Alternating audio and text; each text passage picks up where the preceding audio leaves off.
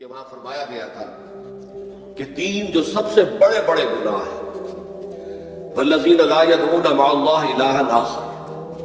وہ لوگ کہ جو اللہ کے ساتھ کسی اور الہ کو پکارتے نہیں ہیں، کسی اور سے دعا نہیں کرتے، ولا يقتلون النفس التي حرم اللہ الا بالحق، نہیں انسانی جان کو قتل کرتے ہیں جسے کہ اللہ نے محترم قرار دیا ہے مگر حق کے ساتھ، یعنی کوئی قانون کی دفعہ ان کے اوپر لاگو ہو جائے تو بات دوسری ہے۔ قتل عمد کے قصاص میں قتل ہوگا، یا یہ کہ زنا اگر شادی شدہ مرد یا عورت کرتے ہیں تو ان کی سزا جو ہے وہ رجم ہے، جو قتل کی ایک بہت ہی شدید شکل ہے، یا مرتد کی سزا قتل ہے، اور یا پھر یہ ہے کہ کافر کو قتل کیا جا سکتا ہے جو حربی ہے، جس کے ساتھ جو جنگ ہے وہ ڈکلیئرڈ ہے۔ ان چار صورتوں کے علاوہ کسی انسان کو کسی حالت میں کسی جذبے کے تحت قتل کرنا جائز نہیں ہے، حرام مطلق ہے۔ یہ ہمارے ہاں جو وہ عزت کے نام پر آنر کلنگز جو ہو رہی ہوتی ہیں، یہ سب کے سب جو ہے جرم ہے اسلام کی نگاہ میں، کسی کو یہ حق حاصل نہیں ہے کہ اس طرح سے اپنے ہاتھ میں قانون کو لے لیں۔ لیکن اس کے بعد فرمایا تھا کہ جو لوگ یہ کام کرتے ہیں تو پھر یہ ہے یلقا اسامہ، وہ اس کی پاداش بھگت کر رہیں گے۔ یضاعف لہ العذاب یوم القیامہ، ان کے لیے قیامت کے دن عذاب دگنا کر دیا جائے گا، بڑھا دیا جائے گا۔ وَيَخْلُدْ فِيهِ مُهَانًا، اور وہ رہیں گے اس میں ہمیشہ ہمیش نہایت ذلت کے ساتھ رسوا ہو کر۔ إِلَّا مَنْ تَابَ وَآمَنَ وَعَمِلَ عَمَلًا صَالِحًا، اس میں استثناء ہے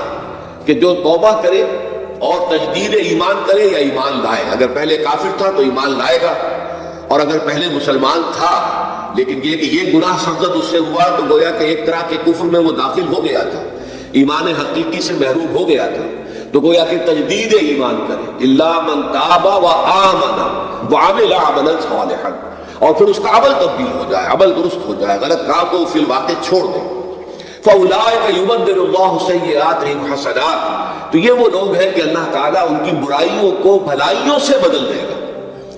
یہ بات جو ہے بہت بلند ہے، اس میں اللہ تعالیٰ کی طرف سے وعدہ جو ہو رہا ہے کہ فاولئک یبدل اللہ سیئاتہم حسنات وکان اللہ غفورا رحیما۔ وَمَن تَابَ وَعَمِلَ صَالِحًا، پھر دوبارہ تکرار کے ساتھ یہ بات آ چکی ہے، جو توبہ کرے اور پھر عمل اچھا کرے،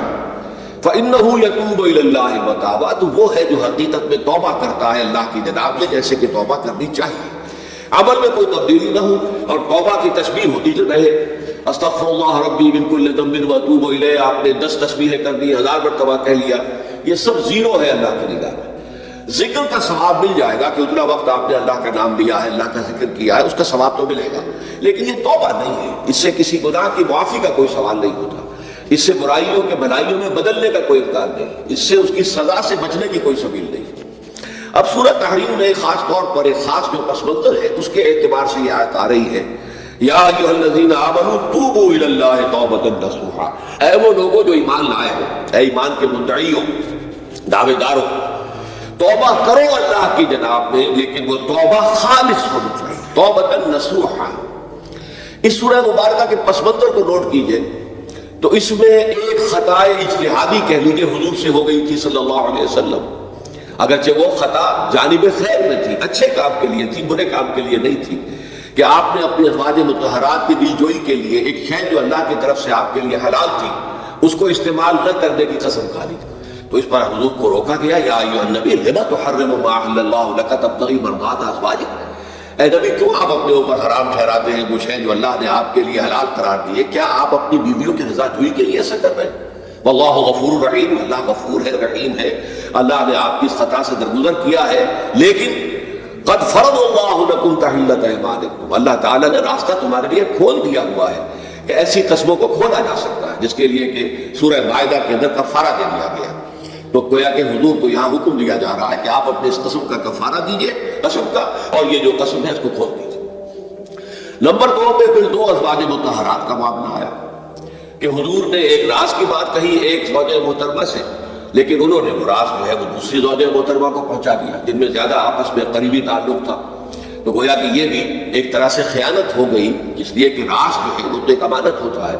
اور خاص طور پر عائلی زندگی میں میاں بیوی کے درمیان کے جو معاملات ہوتے ہیں وہ تو بہت ہی رازداری پر مبنی ہوتے ہیں، اس لیے ان میں سے کوئی چیز جو ہے جس کو خاص طور پر کہا گیا ہو کہ یہ ایک راز کی بات ہے جو تم سے کہہ رہا ہوں، کسی اور سے کہنا نہیں ہے، تو اس میں جو غلطی ہوئی ہے وہ بھی ایک بڑی غلطی تھی حضرت عائشہ صدیقہ رضی اللہ تعالی عنہ ان کی. تو ان دونوں کے پس منظر میں پھر تیسری بات آئی کہ اہل ایمان اگر تم غافل ہو اپنے اہل و عیال کی طرف سے اس اعتبار سے کہ ان کا کردار کیسا بن رہا ہے، وہ اللہ کے بندے ہیں یا کوئی غلطیاں کر رہے ہیں، خطا کر رہے ہیں، تو دیکھو یہ تم ان کے ساتھ جو ہے وہ محبت نہیں کر رہے، عداوت کر رہے ہیں. اس لیے کہ تمہاری اس نرمی، تمہاری اس شفقت اور ان محبت کے اندر اس درجے بڑھ جانا کہ اس میں اللہ تعالیٰ کے جو حرام کردہ امور ہیں ان میں بھی تم ملوث ہو جاؤ، تو یہ گویا کہ در حقیقت تم اپنے آپ سے بھی دشمنی کر رہے ہو اور ان سے بھی دشمنی کر رہے ہو.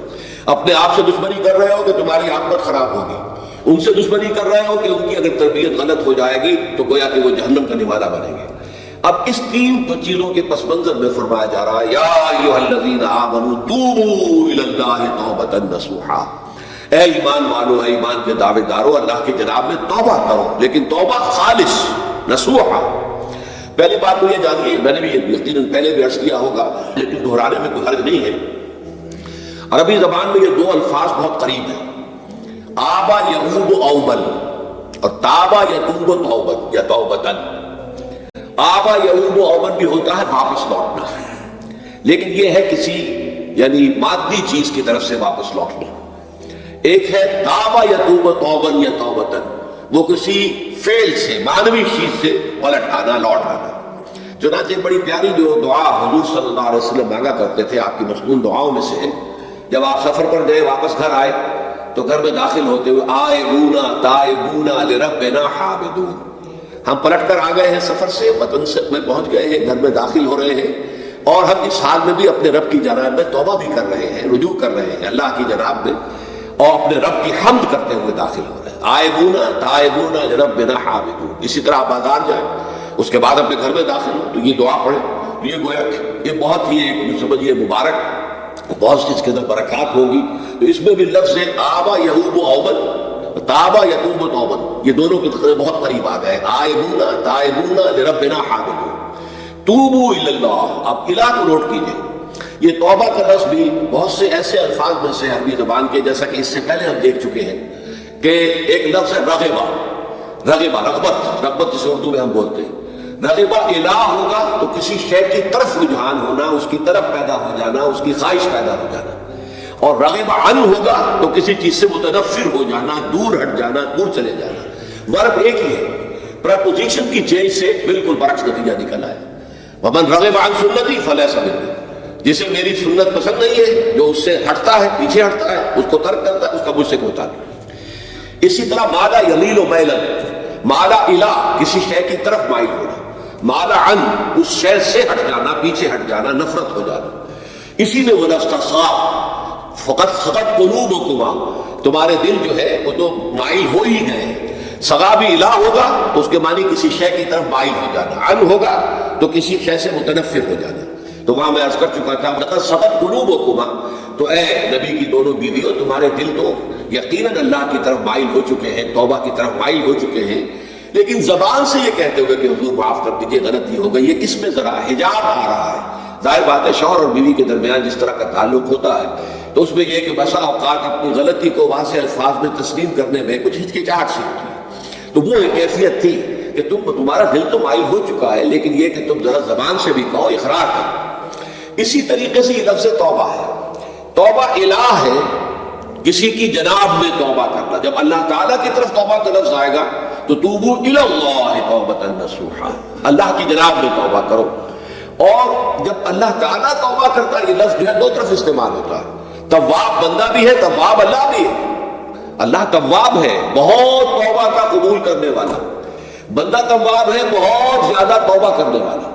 وہ حدیث میں آپ کو سنا چکا ہوں، کل بنی آدم خطاؤون وخیر الخطائین التوابون. تمام بنی آدم نہایت خطا کار ہیں، گناہ گار ہیں، غلطیاں ہوتی ہیں، خطائیں ہوتی ہیں، لیکن ان خطا کاروں میں بہتر لوگ وہ ہیں جو بہت توبہ کرنے والے، رجوع کرتے ہیں، پلٹتے ہیں، ان میں پشیمانی پیدا ہو جاتی ہے اور وہ اللہ تعالیٰ کی جناب میں رجوع کرتے ہیں، تو وہ تواب ہے، بہت زیادہ توبہ کرنے والے. لیکن اللہ کی جناب میں توبہ جب بندہ کرتا ہے تو وہ الہ آئے گا، تابہ الہ، اس نے توبہ کی اللہ کی جناب میں. اللہ توبہ کرتا ہے یعنی اللہ تعالیٰ جو ہے اپنی نظر شفقت اور نظر رحمت جو پھیر دی تھی اس نے کہ ایک بندے نے گناہ کیا ہے، میرے حکم کی جو ہے خلاف ورزی کی ہے، معصیت کا ارتکاب کیا ہے، تو اللہ تعالیٰ اپنی رحمت اور شفقت کی نگاہ اسے ہٹا لیتا ہے۔ لیکن جب بندہ توبہ کرتا ہے تو پھر اللہ تعالیٰ بھی رجوع فرماتا ہے اور اپنی شفقت اور رحمت اور مغفرت کے ساتھ بندے کی جانب متوجہ ہو جاتا ہے۔ لیکن وہاں توبہ اعلیٰ آئے گا، تم علینا اے پروردگار ہماری توبہ کو قبول فرما، وہ اعلیٰ کے ساتھ آئے گا۔ ہم جب توبہ کریں گے تو وہ الہ کے ساتھ آئے گا۔ تو یہاں فرمایا توبوا الی اللہ، اللہ کی جناب میں توبہ کرو، پلٹو، رجوع کرو، اور توبۃ نصوحا، خالص توبہ۔ اس کی جو وضاحت تھوڑی سی میں ابھی کر چکا ہوں کہ خالص توبہ سے مراد کیا ہے۔ یہ نہیں کہ بس توبہ کی ورد ہو رہا ہے اور توبہ جو ہے وہ اس کے کلمات زبان سے ادا کیے جا رہے ہیں۔ بعض لوگ ہیں وہ جو آیت کریمہ ہے اس کا سوالات کا ہو رہا ہے، ورد ہو رہا ہے، کتنا ہو رہا ہے، اس کی تسبیح پڑھ رہے ہیں، اس سے کچھ نہیں ہوتا جب تک کہ دل کے اندر گناہ سے نفرت پیدا نہ ہو جائے، حقیقی پشیمانی نہ ہو کہ یہ مجھ سے بہت غلط حرکت سرزد ہوتی رہی ہے، پختہ ارادہ نہ ہو کہ آئندہ یہ کام نہیں کروں گا یا کروں گی، اور یہ کہ بالفعل بھی اس کام کو چھوڑ دیں۔ یہ تین شرطیں کم سے کم ہیں ان چیزوں میں کہ جو حقوق اللہ میں سے، اللہ تعالیٰ کے حقوق، ان میں کوتاہی ہوئی ہے، ان میں غلطی ہوئی ہے، اس میں انسان نے کسی معصیت کا ارتکاب کیا ہے، تو تین شرطیں۔ حقیقی پشیمانی نمبر 1، جس کے لیے میں نے اقبال کا شعر آپ کو سنایا تھا جو بالکل نوجوانی کے دور میں انہوں نے کہا تھا، اور کسی، اب میں نام بھول رہا ہوں، کوئی بہت بڑے شاعر تھے، استاذ تھے، اساتذہ، استاذ الشعراء، انہوں نے کہا تھا کہ میاں صاحبزادے اس عمر میں، اور یہ شعر اس قدر اونچا شعر ہے کہ موتی سمجھ کے شان کریمی نے چن لیے قطرے جو تھے میرے عرق انفعال کے۔ انفعال کہتے ہیں شرمندگی کو، کہ میں جب شرمندہ ہوا کہ میں اللہ کی جناب میں کیا حرکت کر بیٹھا، تو اس سے میری پیشانی پر جو پسینے کے قطرے رونما ہوئے، اللہ تعالیٰ نے ان کو موتی سمجھ کے چن لیا۔ اللہ تعالیٰ کو بندے کی توبہ سے اتنی خوشی ہوتی ہے۔ وہ حدیث بھی میں آپ کو سنا چکا ہوں کہ تم اندازہ کرو، ایک شخص ہے کہ جو ایک ریگستان میں لقودق صحرا میں سفر کر رہا تھا، اس کا ایک اونٹ تھا جس پر وہ سفر کر رہا تھا، اسی پر اس کا جو بھی راستے کا کچھ کھانا وانا تھا، خوراک تھی، وہ بھی اس کی پوٹلیاں بھی تھیں اور پانی کی چھاگل بھی بندھی ہوئی تھی۔ تھوڑی دیر کے لیے وہ ایک درخت کے سائے میں بیٹھ گیا استراحت کے لیے، وہ اسی میں آنکھ لگ گئی اس کی۔ اب جب آنکھ کھلی تو دیکھا کہ اونٹ غائب۔ اب اونٹ گویا کہ اس کی زندگی کا واحد سہارا، کہاں جائے گا بغیر اونٹ کے؟ اس دوڑا دائیں بائیں، شمال جنوب مغرب مشرق، سب میں کہیں جہاں تک وہ کر سکتا تھا اسے کہیں اونٹ نظر نہیں آیا۔ تو پھر وہ اسی درخت کی سائے میں آ کر بیٹھ جاتا ہے موت کے انتظار میں کہ اب تو موت ہی آئے گی، نہ کھانے کو کچھ، نہ پینے کو پانی، نہ سواری کے میں کہیں یہاں سے نکل سکتا۔ اچانک دیکھتا ہے کہ وہ اونٹ تو کھڑا ہوا ہے اور وہ سامان بھی موجود ہے۔ تو اس میں فرد مسرت کی وجہ سے خوشی اتنی شدید ہوتی ہے اسے کہ وہ کہنا تو یہ چاہتا ہے اللہ میں تیرا بندہ ہوں، تو میرا رب ہے، لیکن وہ کہہ یہ بیٹھتا ہے اللہ میں تیرا رب ہوں، تو میرا بندہ ہے۔ یعنی اتنا وہ اپنے اس میں حواس کھو بیٹھتا ہے خوشی کی وجہ سے۔ اتنی ہی خوشی ہوتی ہے اللہ تعالیٰ کو اپنے کسی گناہ گار بندے کی توبہ سے۔ اب آپ اندازہ کیجئے، یہ ہے جو تشبیہ حضور صلی اللہ علیہ وسلم نے توبہ کی عظمت کے لیے بیان کی۔ تو اس کے حوالے سے میں آپ کو فلسفے کے طور پر بھی بتا چکا ہوں کہ بہت بڑی غلطی جو ہے، جیسے ان دونوں صورتوں کا جو مرکزی مضمون میں نے بتایا تھا کہ خاندانی زندگی میں دو انتہائی کیفیات پیدا ہوتی ہیں، یا میاں بیوی کی موافقت نہیں ہو رہی تو آخری حد طلاق ہے، یا یہ ہے کہ اتنی محبت ہو گئی ہے کہ محبت کی وجہ سے شریعت کی حدود کے اندر رد و بدل ہو رہا ہے۔ تو پہلے کے موضوع کے اوپر سورہ طلاق ہے اور دوسرے موضوع کے اوپر سورہ تحریم ہے۔ تو طلاق کے معاملے میں بھی عیسائیوں سے جو بہت زیادہ غلطی، بہت بڑی سرزد ہوئی وہ یہ ہے کہ حضرت عیسیٰ نے یہ فرمایا تھا کہ جو شخص اپنی بیوی کو طلاق دیتا ہے گویا کہ ناحق، وہ گویا کہ اس سے زنا کرواتا ہے، یعنی یہ کہ طلاق ہو گیا اس کو، اب وہ بیچاری جو ہے وہ بے شوہر کے عام طور پر مطلقہ سے کوئی شادی نہیں کرتا، تو اب اس کے فتنے میں مبتلا ہونے کا امکان موجود ہے، وہ زناکاری پر آمادہ ہو سکتی ہے۔ تو جس شخص نے اسے غلط طلاق دی تھی در حقیقت وہ ذمہ دار ہوگا اس زناکاری کا جو وہ کر رہی ہے۔ یہ اصل میں ایک اخلاقی تعلیم تھی جس کو کہ انہوں نے قانونی سمجھ لیا اور طلاق کا دروازہ بند کر دیا، حالانکہ شریعت مسلم میں طلاق کا راستہ کھلا تھا جیسے شریعت محمدی میں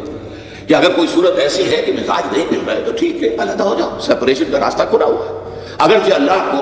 حلال چیزوں میں سب سے زیادہ ناپسند طلاق ہے، اللہ چاہتا یہی ہے کہ یہ بندن بن جائے تو بنا رہے ساتھ اوپر، لیکن یہ بھی نہیں ہے کہ گھر کے اندر چکچک ہوتی رہے، چپتری چلتی رہے، گھر کے اندر چین نہ رہے، راحت نہ رہے، باہمی اعتماد نہ ہو اور پھر بھی وہ بندھن بنا رکھا جائے، اس کا کوئی فائدہ نہیں۔ تو قانون ہوتا ہے لیکن اخلاقی تعلیم یہ تھی، جیسے حضور نے فرمایا ابغض الحلال عند اللہ الطلاق، لیکن ساتھ ہی میں نے وہ حدیث بھی آپ کو سنا دی کہ جو شخص اپنی بیوی کی جو بھی اس کی روش ہے اس سے سخت نالا ہے، شکایتیں کرتا پھرتا ہے دوسروں سے، طلاق نہیں دیتا، تو اللہ تعالیٰ اس کی دعا سنتا ہی نہیں کہ جب میں نے تمہارے لیے راستہ کھلا ہوا تھا وہ تم اختیار نہیں کر رہے۔ تو یہی معاملہ در حقیقت عیسائیوں نے اس حد تک بڑھایا کہ حضرت آدم اور حوا سے جو خطا ہو گئی تھی، وہ خطا جو ہے وہ تو ہر انسان دنیا میں جو آتا ہے تو خطا کار ہے، وہ اپنے آبا و اجداد، اپنے اماں حوا اور اپنے ابا آدم کی خطا لے کر اپنے ساتھ پیدا ہو رہا ہے، تو گناہ گار ہے۔ Man is sinful from the very birth۔ اب اس کا کیا علاج ہوگا؟ وہ تو اس کا علاج ہوگا کہ اللہ نے اپنا اکلوتا بیٹا زمین پر بھیج کر اور اسے ان لوگوں کی طرف سے کفارہ بنا لیا کہ جو بھی ہمارے اس بیٹے پر ایمان لیا۔ یہ سارا عقیدہ بناء فاسد علی الفاسد کیوں ہوا؟ کہ توبہ کے بارے میں تصور ان کا غلط ہو گیا۔ اللہ قرآن مجید نے واضح کیا کہ غلطی تو ہوئی تھی حضرت آدم و حوا سے، شیطان کے بہکانے میں آ گئے تھے، لیکن یہ کہ پھر انہوں نے توبہ کی، اللہ نے تاب علیہ، اللہ نے اس کی توبہ قبول فرما لی۔ فتلقى آدم من ربہ کلمات فتاب علیہ، تو آدم نے اپنے رب سے کچھ کلمات سیکھ لیے، پشیمانی تو ہو گئی تھی، شرمندگی ہو گئی تھی، لیکن الفاظ نہیں مل رہے تھے، کن الفاظ میں اللہ کی جناب میں توبہ کروں۔ اللہ کی کمال شفقت کے اللہ نے وہ الفاظ بھی انہیں تلقین کر دیے جو سورہ اعراف کے اندر بیان ہوئے ہیں، ربنا ظلمنا انفسنا وان لم تغفر لنا وترحمنا لنكونن من الخاسرین۔ اللہ نے توبہ قبول فرما لی، فتاب علیہ۔ اب جو بچہ پیدا ہو رہا ہے نسل آدم کا، تو کوئی اپنے جد امجد جو ہے حضرت آدم اور حضرت حوا کے گناہ کی کوٹ لے کر نہیں آتا ہے، وہ تو کل مولود یولد علی الفطرہ، فطرت الاسلام پہ پیدا ہوتا ہے۔ تو توبہ کی در حقیقت جو عظمت اور حقیقت ہے ہمارے دین میں، اس کو نہ سمجھنے سے بھی بہت بڑی غلطیاں لوگوں سے ہو جاتی ہے۔ تاریخ انسانی میں اتنی بڑی بڑی غلطیاں ہوئی ہیں۔ طلاق کے معاملے میں بھی عیسائیوں نے پھر یہ کیا کہ سوائے اس کے کوئی شکل نہیں ہے کہ بیوی زنا کار ہو تو پھر تو طلاق ہو جائے گی، سیپریشن ہو جائے گی، لہذا جو طلاق دینا چاہتے تھے وہ ایسے مواقع پیدا کرتے تھے کہ بیوی زنا کرے، یا یہ کہ جھوٹی گواہیاں فراہم کرتے تھے زنا کاری کی اور پھر اس سے چھٹکارا حاصل کرتے تھے۔ اس کے بغیر چھٹکارا حاصل کرنے کی کوئی شکل نہیں تھی۔ اس میں بڑے بڑے افسانے جو ہیں وہ مغربی لٹریچر کے اندر آپ کو ملیں گے کہ عورت سے نجات پانے کے لیے انہیں پھر یہ کرنا پڑتا تھا کہ جھوٹے طور پر جھوٹا الزام تہمت لگا کر اس کے اوپر زنا کا الزام ثابت کرے، یا یہ ہے کہ اسے واقعتاً خود ایسے حالات میں ڈال دے کہ وہ زانیہ بن جائے اور پھر اس سے نکاح حاصل۔ یہ گویا کہ پھر وہی بناء فاسد علی الفاسد، ایک غلط بات کے اوپر دوسری غلط بات ہے۔ تو توبوا الی اللہ توبۃ نصوحا، توبہ کرو اللہ کی جناب میں جو کہ خالص توبہ۔ خالص توبہ میں تین شرائط میں نے بیان کر دی کہ اگر اللہ کے حقوق میں معاملے میں کمی بیشی ہوئی ہے تو پھر یہ ہے کہ پشیمانی حقیقی، عزم مصمم دوبارہ نہیں کروں گا، نہ کروں گی، اور نمبر تین یہ کہ ایک مرتبہ اس گناہ کو لازماً چھوڑ دینا۔ اس کے بعد جو ہے اگر یہ حقوق العباد میں سے ہے تو ایک چوتھی اضافی شرط ہے، یا تو اس کی تلافی کرو، اس کا پیسہ مارا تھا تو پیسہ دو، بہن کا حق جو ہے وراثت میں کھایا تھا تو اس کو ادا کرو، یا اس سے معافی حاصل کرو،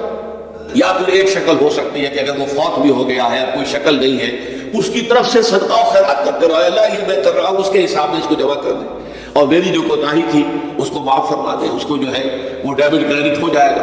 ورنہ پھر آخرت میں یہ ہوگا کہ آپ کی نیکیاں اس کے حوالے کی جائیں گی، یا آپ کے پاس نیکیوں کا ذخیرہ بھی کافی نہ ہوا تو اس کے گناہ آپ کے پلڑے میں ڈال دیے جائیں گے۔ اور اسی کو حضور نے فرمایا کہ میری امت کا اصل مفلس وہ ہے۔ آپ نے پوچھا اتدرون من المفلس، آپ لوگ جانتے ہیں کہ مفلس کون ہوتا ہے؟ تو صحابہ نے وہی جواب دیا جو ہمیں سرسا جواب دے گا، المفلس عندنا من لا درہم لہ ولا دینار، ہمارے نزدیک ہم مفلس اس کو کہتے ہیں جس کے پاس درہم و دینار نہیں ہے، روپیہ پیسہ نہیں ہے۔ حضور نے فرمایا نہیں، میری امت کا مفلس وہ ہوگا جو قیامت کے دن حاضر ہوگا، بہت سی نمازوں کی وہ پنڈ لے کر آئے گا، وہ گٹھڑی لے کر آئے گا، گٹھڑا لے کر آئے گا، اور روزوں کا اور اس کا اور حجوں کا اور عمروں کا، لیکن وقد شتم ھذا واکل مال ھذا، اس نے مال کھایا تھا فلاں کا حرام طریقے سے، فلاں کو گالی دیتی تھی، فلاں پر تہمت لگائی تھی، حقوق العباد کے اندر جو ہے اس کی عزت پر حملہ کیا تھا، وہ سارے مدعی جمع ہو جائیں گے۔ اللہ تعالیٰ کسی سے کہے گا بھائی تم اس کی نمازیں لے جاؤ، کسی سے کہے گا اس کے روزے لے جاؤ، اچھا تم لوگ حج لے جاؤ، اس کے عمرے لے جاؤ، اس کے بعد بھی مدعی باقی ہوں گے تو مدعیوں کے گناہ اس کے پلڑے میں ڈالے جائیں گے، اور پھر وہ دوسروں کے گناہوں کے بوجھ تلے دب کر جہنم میں جھونک دیا جائے گا۔ تو یہ حقوق العباد کے اندر معاملہ اس سے بھی کہیں زیادہ سخت ہے کہ جو حقوق اللہ کا ہے۔ اللہ تو بڑا غفور ہے، رحیم ہے، اس کے اندر وہ رعایت بھی کرے گا، لیکن حقوق العباد کا معاملہ اللہ کہہ دے گا یہ میرا معاملہ ہے ہی نہیں، یہ تمہارا آپس کا معاملہ ہے، تمہیں اس میں تو جو بھی ہے لین دین کر کے ہی معاملہ چکانا ہوگا، دے دے کر معاملہ ہوگا، اس کے بغیر نہیں۔ تو توبوا الی اللہ توبۃ نصوحا عسى ربکم ان یکفر عنکم سیئاتکم، عین ممکن ہے، عسا اصل میں امید دلانے کے لیے ہوتا ہے، شاید کہ ایسا ہو جائے. لیکن جب اللہ کی طرف سے یہ لفظ آتا ہے تو یہ یقینی معنی، یقینی وعدے. اللہ کا وعدہ ہے اگر تم یہ توبہ رسول کرو گے تو اللہ کا وعدہ ہے تم سے کہ وہ تم سے تمہاری برائیوں کو دور کر دے گا. یہ تکفیر کے لفظ کو بھی سمجھ لیجئے. کفر کا اصل معنی ہے چھپا دینا، دبا دینا. اسی لیے گناہ کا کفارہ ہوتا ہے. آپ سے گناہ ہو گیا، آپ نے کفارہ دے دیا تو گناہ چھپ گیا، دب گیا، اس کے اثرات زائل ہو گئے، وہ آپ کے نامہ اعمال سے اس کو ختم کر دیا جائے گا. یہ ہے کفارہ. کفارہ کفار جمع ہے کافر کی. کافر جو ہے وہ حق کو چھپاتا ہے، اللہ کی دعوت جو دی جا رہی ہے اس کو دباتا ہے، تو اس معنی میں وہ کافر ہے، انکار کرتا ہے. لیکن یہ کہ ایک کفران نعمت ہے، کسی نے آپ پر احسان کیا ہے اور آپ اس کا احسان نہیں مان رہے، آپ کے لیے دل میں اس کے لیے کوئی احسان بندی کے جذبات پیدا نہیں ہوئے، تشکر کا جذبہ پیدا نہیں، یہ کفران نعمت ہے. تو تکفیر اس کو بھی کہتے ہیں، تکفیر اسے بھی کہتے ہیں مسلمان امت میں سے کسی کو نکال دینا، اس لیے کہ وہ بنیادی عقائد میں علیحدہ ہو گیا ہے، تو یہ پرجنگ ہے، یہ بھی تکفیر ہے. تو تکفیر اعمال کیا ہے کہ برے اعمال کو دھو دے گا تمہارے نامہ اعمال سے. اور نمبر 2 تمہارے دامن کردار سے بھی دھو دے گا. جو غلطیاں تمہارے اوپر چلی آ رہی تھی، اتنے عرصے تک تم کرتے رہے ہو، تمہارا کردار جو ہے اس سے مقدر ہو گیا ہے، اس کے اندر جو ہے خرابی پیدا ہو گئی ہے، تو اللہ اس کو بھی دھو دے گا. تو دنیا میں بھی تکفیر کا اثر ہوگا کہ انسان کی اصلاح ہو جائے گی، اس کی سیرت و کردار جو ہے صحیح رخ پر آ جائیں گے. اور آخرت میں یہ ہے کہ اس کا جو اعمال نامے میں جو گناہ درج تھا وہ وہاں سے صاف کر دیا جائے گا، محو کر دیا جائے گا. یہ تکفیر 2 گناہ ہے. اور اس میں جو ہم سورہ الفرقان میں پڑھ کر آئے ہیں وہ اس سے بھی اگلی بات ہے. اولئک یبدل اللہ سیئاتہم حسنات. جہاں گناہ کا اندراج تھا وہاں اب نیکی کا اندراج ہو جائے گا. تمہاری سیرت و کردار میں جو گناہ کا پہلو تھا وہ اب نیکی کے پہلو میں بدل جائے گا. یہ تکفیر گویا کہ دنیا میں بھی اور آخرت میں بھی. عسیٰ ربکم، امید ہے اور اللہ کا وعدہ ہے کہ وہ تم سے تمہاری برائیوں کو دور کر دے گا. مطلب یہ کون انسان ہے جو برائی سے بالکل پاک ہے؟ کل بنی آدم خطاؤون وخیر الخطائین التوابون. توبہ کرو، توبہ رسول کرو، اللہ تعالیٰ دھو دے گا تمہارے دامن کردار سے بھی، داغ اور دھبے صاف کر دے گا، اور تمہارے اعمال نامے سے بھی. وَيُدْخِلَكُمْ جَنَّاتٍ تَجْرِي مِن تَحْتِهَا الْأَنْهَارُ، اور تمہیں داخل کرے گا ان باغات میں جن کے نیچے یا جن کے دامن میں ندیاں بہتی ہوں گی. یوم لا یخزی اللہ النبی والذین آمنوا معہ، وہ دن کے جس دن اللہ رسوا نہیں کرے گا نہ نبی کو اور نہ ان کو جو ان کے ساتھ ایمان لائے. ان کے ساتھ ایمان لانے، ظاہر بات ہے انبیاء کے رسوا ہونے کا تو کوئی سوال ہی نہیں. یہاں اس کا ذکر جو ہے وہ تو صرف بطور تذکرہ کر دیا گیا، ورنہ اصل کیا ہے جو نبی کے ساتھ ایمان لائے. اور نبی کے ساتھ ایمان لانے والوں میں درجہ اول کے لوگ وہ ہیں جو صحابہ کرام، جو حضور کے زمانے میں تھے، حضور کے ساتھ دیا انہوں نے اپنے جان و مال سے حضور کے مشن کو تقویت پہنچائی. جہاں حضور کا پسینہ گرا وہاں اپنی خون کی ندیاں بہا دی، اپنی جانیں دے دی. تو وہ ہے اولین. لیکن اللہ تعالیٰ ہمیں بھی ان میں شامل کرے، اس لیے کہ جیسے کہ سورہ بقرہ کی جو آخری سے پہلی آیت ہے اس کے اندر بیان فرمایا گیا کہ آمن الرسول بما انزل الیہ من ربہ والمؤمنون، ایمان لائے رسول محمد صلی اللہ علیہ وسلم اس چیز پر کہ جو ان کے اوپر ان کے رب کی طرف سے نازل کی گئی، اور ایمان لائے صاحب ایمان. وہ صاحب ایمان سب کے سب شامل ہو جائیں گے. تو قیامت کے دن اللہ تعالیٰ رسوا نہیں کرے گا. یوم لا یخزی اللہ النبی والذین آمنوا معہ، جس دن کہ اللہ تعالیٰ رسوا نہیں کرے گا نہ اپنے نبی کو صلی اللہ علیہ وسلم اور نہ ہی ان کو کہ جو ان کے ساتھ ایمان لائے. اور یہ آخرت کی رسوائی جو ہے بہت بڑی رسوائی ہے. دنیا کی رسوائی انسان جو ہے اس کو بہت ہلکا سمجھے، آخرت کی رسوائی بہت بڑی ہے. پوری خلق خدا جہاں جمع ہوگی، پوری انسانیت جمع ہوگی، تمام آدم سے لے کر آخری انسان تک جمع ہوں گے، اور وہاں اگر رؤوف الاشہاد ہمارا پردہ چاک کیا جائے، ہمارے گناہوں کو جو ہے اعلان کیا جائے، تو وہ کتنی بڑی رسوائی ہوگی. اسی لیے یہ دعا مانگتے رہنا چاہیے، اللہم ربنا اجرنا من خزی الدنیا والآخرہ، اے اللہ ہمیں بچا لے، دنیا اور آخرت دونوں کی رسوائی سے بچا لے. دنیا کی رسوائی یہ ہے کہ آپ کی کسی غلط کام کا چرچا ہو جائے، دنیا کے اندر پھیل جائے، آپ کی جو ہے عزت جو ہے وہ داغدار ہو جائے، اس سے بھی اللہ بچا لے، پردہ ڈال دے. جیسے کہ حضور نے لفظ استعمال کیا اللہ یتغمدنی ربی برحمتہ، اللہ یہ کہ میرا پروردگار مجھے اپنی رحمت کی چادر تلے ڈھانپ دے. اللہ تعالیٰ دنیا میں بھی ہمیں ڈھانپے رکھے اور آخرت میں بھی ڈھانپ لے. تو یہ خزی دنیا والآخرہ، اے اللہ ہمیں دنیا کی بھی رسوائی سے بچائے رکھ اور آخرت کی رسوائی سے بھی بچا لیجو. بارک اللہ لی ولکم فی القرآن العظیم ونفعنی وإیاکم بالآیات والذکر الحکیم. کہ وہاں فرمایا گیا تھا کہ 3 جو سب سے بڑے بڑے گناہ ہیں، والذین لا یدعون مع اللہ الہا آخر، وہ لوگ کہ جو اللہ کے ساتھ کسی اور الہ کو پکارتے نہیں ہیں، کسی اور سے دعا نہیں کرتے۔ وَلَا يَقْتُلُونَ النَّفْسَ الَّتِي حَرَّمَ اللَّهُ إِلَّا بِالْحَقِّ، نہیں انسانی جان کو قتل کرتے ہیں جسے کہ اللہ نے محترم قرار دیا ہے مگر حق کے ساتھ، یعنی کوئی قانون کی دفعہ ان کے اوپر لاگو ہو جائے تو بات دوسری ہے۔ قتل عمد کے قصاص میں قتل ہوگا، یا یہ کہ زنا اگر شادی شدہ مرد یا عورت کرتے ہیں تو ان کی سزا جو ہے وہ رجم ہے، جو قتل کی ایک بہت ہی شدید شکل ہے، یا مرتد کی سزا قتل ہے، اور یا پھر یہ ہے کہ کافر کو قتل کیا جا سکتا ہے جو حربی ہے، جس کے ساتھ جو جنگ ہے وہ ڈکلیئرڈ۔ ان چار صورتوں کے علاوہ کسی انسان کو کسی حالت میں کسی جذبے کے تحت قتل کرنا جائز نہیں ہے، حرام مطلق ہے۔ یہ ہمارے ہاں جو وہ عزت کے نام پر آنر کلنگز جو ہو رہی ہوتی ہے، یہ سب کے سب جو ہے جرم ہے اسلام کی نگاہ میں۔ کسی کو یہ حق حاصل نہیں ہے کہ اس طرح سے اپنے ہاتھ میں قانون کو لے لے۔ لیکن اس کے بعد فرمایا تھا کہ جو لوگ یہ کام کرتے ہیں تو پھر یہ ہے کہ یلقا اسامہ، وہ اس کی پاداش بھگت کر رہیں گے۔ یضاعف لہ العذاب یوم القیامہ، ان کے لیے قیامت کے دن عذاب دگنا کر دیا جائے گا، بڑھا دیا جائے گا۔ وَيَخْلُدْ فِيهِ مُهَانًا، اور وہ رہیں گے اس میں ہمیشہ ہمیش نہایت ذلت کے ساتھ، رسوا ہو کر۔ إِلَّا مَنْ تَابَ وَآمَنَ وَعَمِلَ عَمَلًا صَالِحًا، اس میں استثناء ہے کہ جو توبہ کرے اور تجدید ایمان کرے یا ایمان لائے۔ اگر پہلے کافر تھا تو ایمان لائے گا، اور اگر پہلے مسلمان تھا لیکن یہ کہ یہ گناہ سرزد اس سے ہوا تو گویا کہ ایک طرح کے کفر میں وہ داخل ہو گیا تھا، ایمان حقیقی سے محروم ہو گیا تھا، تو گویا کہ تجدید ایمان کرے۔ الا من تاب وآمن وعمل عملا صالحا، اور پھر اس کا عمل تبدیل ہو جائے، عمل درست ہو جائے، غلط کام کو فی الواقع چھوڑ دے۔ فاولئک یبدل اللہ سیئاتہم حسنات، تو یہ وہ لوگ ہیں کہ اللہ تعالیٰ ان کی برائیوں کو بھلائیوں سے بدل دے گا۔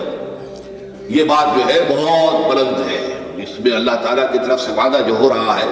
کہ فاولئک یبدل اللہ سیئاتہم حسنات وکان اللہ غفورا رحیما ومن تاب وعمل صالحا، پھر دوبارہ تکرار کے ساتھ یہ بات آ چکی ہے، جو توبہ کرے اور پھر عمل اچھا کرے، فإنہ یتوب الی اللہ متابا، تو وہ ہے جو حقیقت میں توبہ کرتا ہے اللہ کی جناب میں جیسے کہ توبہ کرنی چاہیے، عمل میں کوئی تبدیلی نہ ہو، اور توبہ کی تسبیح ہوتی جو رہے، استغفر اللہ ربی من کل ذنب واتوب الیہ، آپ نے 10 تسبیحیں کر دی، 1000 مرتبہ کہہ لیا، یہ سب زیرو ہے اللہ کی نگاہ میں۔ ذکر کا ثواب مل جائے گا کہ اتنا وقت آپ نے اللہ کا نام لیا ہے، اللہ کا ذکر کیا ہے، اس کا ثواب تو ملے گا، لیکن یہ توبہ نہیں ہے، اس سے کسی گناہ کی معافی کا کوئی سوال نہیں ہوتا، اس سے برائیوں کے بھلائیوں میں بدلنے کا کوئی امکان نہیں، اس سے اس کی سزا سے بچنے کی کوئی سبیل نہیں۔ اب سورہ تحریم میں خاص طور پر ایک خاص جو پس منظر ہے اس کے اعتبار سے یہ آیت آ رہی ہے،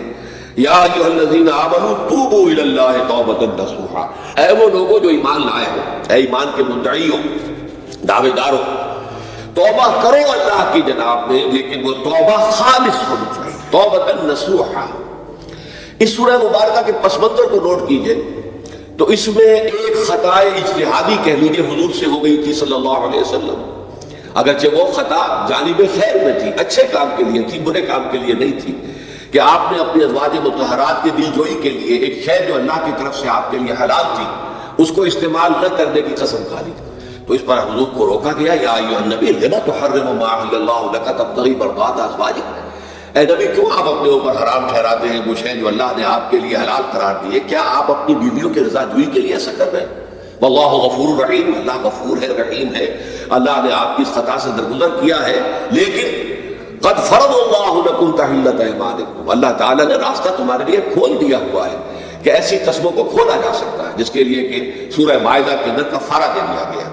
تو گویا کہ حضور کو یہاں حکم دیا جا رہا ہے کہ آپ اپنے اس قسم کا کفارہ دیجئے، قسم کا، اور یہ جو قسم ہے اس کو کھول دیجئے۔ نمبر 2 پہ پھر 2 ازواج مطہرات کا معاملہ آیا کہ حضور نے ایک راز کی بات کہی ایک زوجہ محترمہ سے، لیکن انہوں نے وہ راز جو ہے وہ دوسری زوجہ محترمہ کو پہنچا دیا جن میں زیادہ آپس میں قریبی تعلق تھا، تو گویا کہ یہ بھی ایک طرح سے خیانت ہو گئی، اس لیے کہ راز جو ہے وہ تو ایک امانت ہوتا ہے،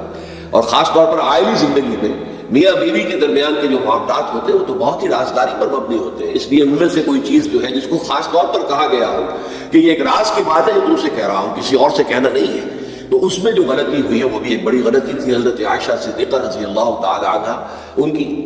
تو ان دونوں کے پس منظر میں پھر تیسری بات آئی کہ اہل ایمان اگر تم غافل ہو اپنے اہل و عیال کی طرف سے اس اعتبار سے کہ ان کا کردار کیسا بن رہا ہے، وہ اللہ کے بندے ہیں یا کوئی غلطیاں کر رہے ہیں، خطا کر رہے ہیں. تو دیکھو یہ تم ان کے ساتھ جو ہے وہ محبت نہیں کر رہے، عداوت کر رہے ہیں، اس لیے کہ تمہاری اس نرمی، تمہاری اس شفقت اور ان محبت کے اندر اس درجے بڑھ جانا کہ اس میں اللہ تعالیٰ کے جو حرام کردہ امور ہیں ان میں بھی تم ملوث ہو جاؤ. تو یہ گویا کہ در حقیقت تم اپنے آپ سے بھی دشمنی کر رہے ہو اور ان سے بھی دشمنی کر رہے ہو. اپنے آپ سے دشمنی کر رہے ہو کہ تمہاری عاقبت خراب ہوگی، ان سے دشمنی کر رہے ہو کہ ان کی اگر تربیت غلط ہو جائے گی تو گویا کہ وہ جہنم کا نمالہ بنیں گے. اب اس تین چیزوں کے پس منظر میں فرمایا جا رہا ہے یا ایھا الذین آمنوا توبوا الی اللہ توبۃ نصوحا، اے ایمان والو، اے ایمان کے دعوے دارو، اللہ کی جناب میں توبہ کرو، لیکن توبہ خالص نصوحا. پہلی بات تو یہ جانیے، میں نے بھی یقیناً پہلے بھی عرض کیا ہوگا لیکن دہرانے میں کوئی حرج نہیں ہے. عربی زبان میں یہ دو الفاظ بہت قریب ہیں، آبا یعوب اوبن اور تابا یتوب توبت یا توبتن.